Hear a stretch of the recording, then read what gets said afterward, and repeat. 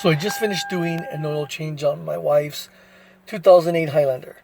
And now the oil light says oil maintenance required. The way you reset that is you have to turn on the car. Well, turn on the AC. Don't turn the engine on. You do that by just pressing the button, the start engine, without pressing in the brake. So once you turn it on, you're going to take this odometer button here and you're going to press in trip A. Once you're on trip A, turn the car off. Then, here's the important part.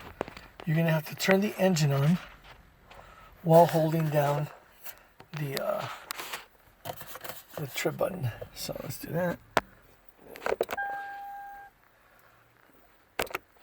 Again, not the engine, just the car.